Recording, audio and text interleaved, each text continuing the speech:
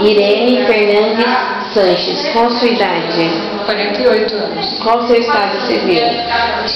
União Estado. Oi? União Estado. Você mora junto? Uhum. Qual o primeiro nome e profissão do seu companheiro? É Marcos. A profissão dele é porteiro. Você tem filhos? Tenho 2 filhas. Qual a idade? A Crislane com 27 e a Latiane com 28. Você mora em que bairro? JS Carvalho. Em Sorocaba mesmo. Uhum. Você está aqui hoje solicitando uma vaga de doméstica, certo? Isso. Você relatou uma experiência como faxineira na casa do Claudinei. Isso. Quanto tempo você trabalhou na casa? Não é casa, é condomínio, né? É condomínio? É condomínio. Quanto tempo você trabalhou para ele? 1 ano e pouquinho.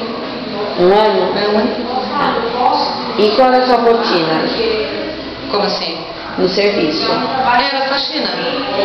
Era o tempo inteiro fazendo faxina. Por qual motivo você saiu? Porque eu ganhava por hora e era meio período, então o salário era muito pouco. Você também trabalhou de faxineira na Intermoto? Isso. Isso. Quanto tempo você trabalhou lá? Olha, 2 anos e pouco. 2 anos. E por qual motivo você saiu? Então, eles iam terceirizar, né? Daí eles iam pegar meio período, né?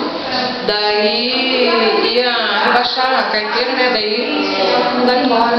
Tá. Você também trabalhou de doméstica na casa do Glauco? Foi. Isso? Foi. Quanto tempo você trabalhou lá? Tem uns 10 meses. Qual era a sua rotina? Era lavar, passar, limpar, cozinhar, arrumar. E por qual motivo saiu? Mudança de emprego. Você fuma? Não. Bebe? Não. Tem disponibilidade para início imediato? Tem.